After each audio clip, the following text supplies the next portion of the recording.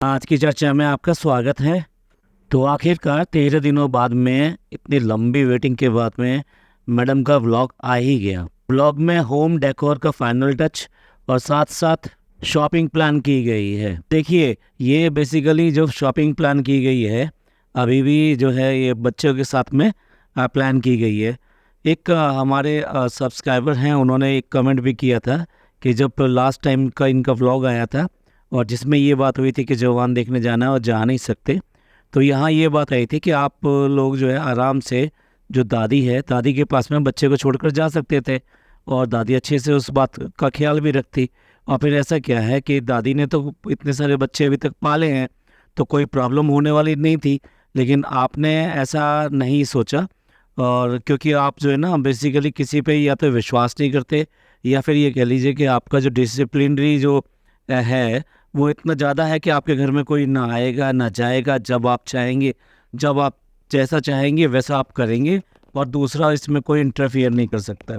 जबकि एक ये बड़ी कॉमन सी बात है कि जिन घरों में छोटे बच्चे होते हैं और उसके बाद में अगर जाना पड़ता है 1 महीना 2 महीने 3 महीने इवन एंड साल भर तक भी अगर जाते हैं तो कई बार बच्चे को ले जाना पॉसिबल नहीं होता, क्योंकि कितनी बार ऐसे सर्कमस्टांसेस होते हैं कि जहाँ पर बच्चे को ले जाना या तो ठीक नहीं होता या फिर उसके लिए हेल्दी नहीं रहता, क्योंकि बेसिकली क्या इम्यून पावर उसकी वीक होती है। तो आप उसके लिए ऐसा कुछ प्लान नहीं कर सकते कि उसको सब जगह लेकर घूम सकें।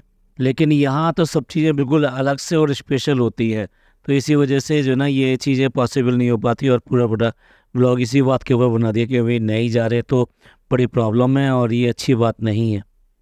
And she wish to go to see the movie. तो एक बार फिर जो है जो आधा अधूरा होम है उस डेकोर को दिखाने की बारी आ गई है।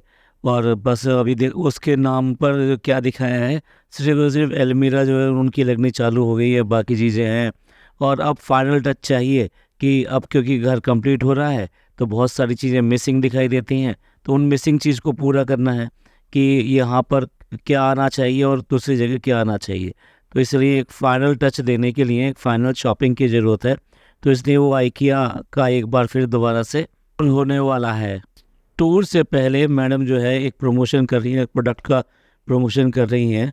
तो प्रोडक्ट का प्रमोशन करते समय प्रोटीन की जो टिपिकल केमिस्ट्री है ना, अमीनो एसिड्स, फैटी एसिड्स, इन सब की, वो उसके बारे में बड़ा डिटेल में ऐसे बात करी है जैसे कि वो इस सब चीज़ों को बिल्कुल अच्छी तरह समझती हैं कि क्या क्या चीज़ कहाँ कहाँ पर यूज़ होने से क्या फ़र्क पड़ेगा।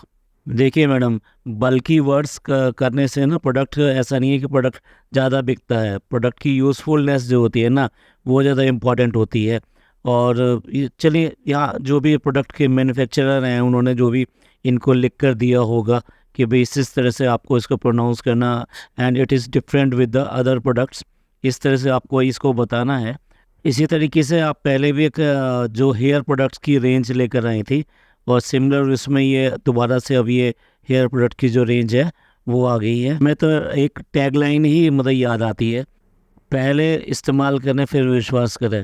तो जो भी प्रोडक्ट्स जो है ये इस तरह से शो किए जाते हैं, ये बेसिकली क्या है, उनको बढ़ा चढ़ा कर या ये कहिए कि उनके गुणों को सबको दिखाकर उनके बल्कि वर्ड्स के साथ में वो पेश किए जाते हैं।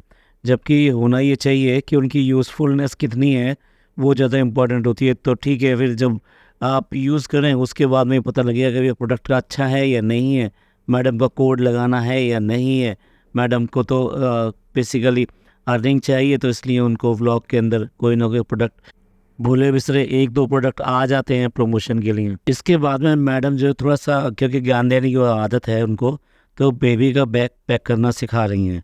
जहाँ तक मेरा ख्याल है कि ये जो व्लॉग है ये कोई कम से कम बेबी केयर के ऊपर तो नहीं है कि बेबी केयर कैसे की जाती है, बेबी को अगर कहीं लेकर जाना है तो किस तरह का बैग पैक होना चाहिए। और मैडम एक एक चीज़ जो डिफ़ाइन करती हैं और सारी बताती हैं। आप एक छोटा सा सिर्फ और सिर्फ शॉपिंग करने के लिए जा रहे हो तो आपने जितने नंबर ऑफ़ क्वांटिटीज़ हर एक चीज़ की रखी हुई है, इससे तो ऐसा लगता है कि आप 2 दिन के लिए कम से कम बाहर जा रहे हो या 1 दिन के लिए बाहर जा रहे हो, तो उसमें क्या क्या होना चाहिए वो आप बता रहे हैं। हालांकि इसमें भी अगर देखा जाए तो कुछ चीज़ें इसमें भी मिसिंग हैं, जो इमरजेंसीज की चीज़ें होती हैं बच्चों के लिए, वो यहाँ पर छोटे बेबी के लिए वो मिसिंग है। एक नोज़ सकर दिखा रही हैं मैडम, लेकिन वो जो है बिल्कुल काम का नहीं होता है क्योंकि वो अनहाइजीनिक ज़्यादा है, क्योंकि उसको क्लीन करना बड़ा ही मुश्किल होता है। तो इसलिए ये जो दिखा रही है ये भी ठीक नहीं है, जबकि इसका एक रिप्लेसमेंट भी दूसरा आता है, वो ज़्यादा बेटर होता है।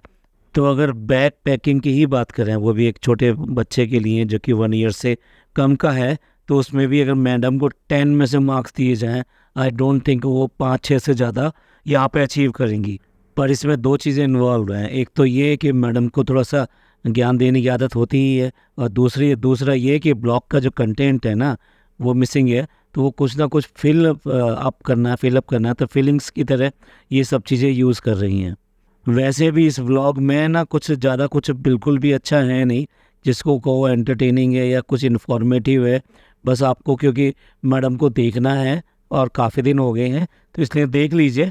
ख़ास तौर से इनके जो अपने व्यूवर्स हैं ना, वो वही बहुत ज़्यादा परेशान हो रहे हैं।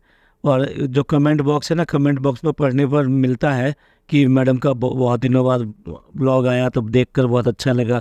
सेकेंडली बार बार कहते हैं माशाल्लाह, उसका जो है रूहान का फेस आप कब दिखाएंगे। मतलब इतने तड़प रहे हैं कि भी रूहान का फेस हमें देखना है, रिवील कब करेंगे। जबकि इससे पिछले व्लॉग में ऑलरेडी फेस 2 एंगल से खूब अच्छी तरीके से दिखा चुके हैं।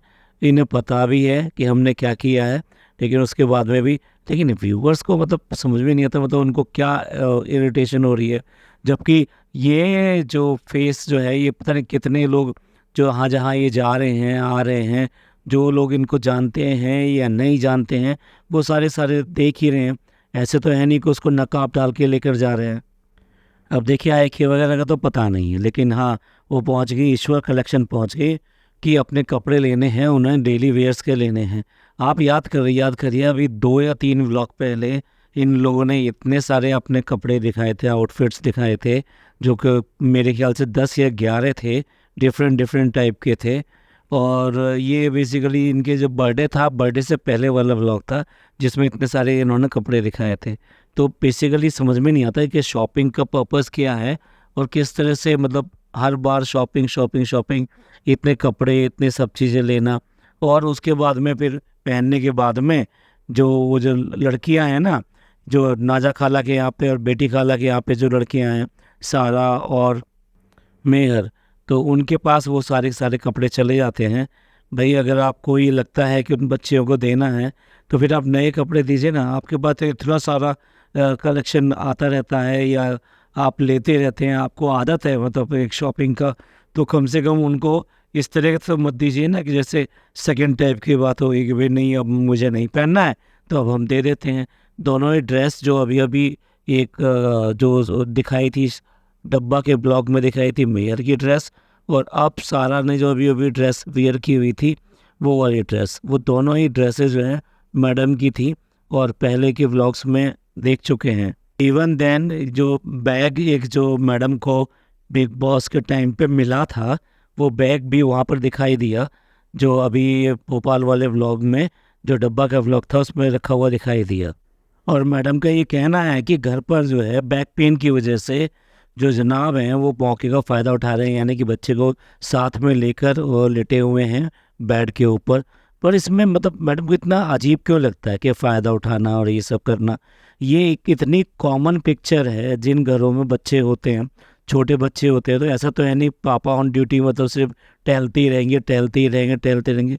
मोस्ट ऑफ द टाइम जब आप बेड पर होते हैं, लेटे होते हैं, तो बच्चे को अपने बिल्कुल बराबर में लेटाते हैं, उसको प्यार से अपने बाजू पे लेटाते हैं, उसके मतलब प्यार से सर पे हाथ फेरते हैं।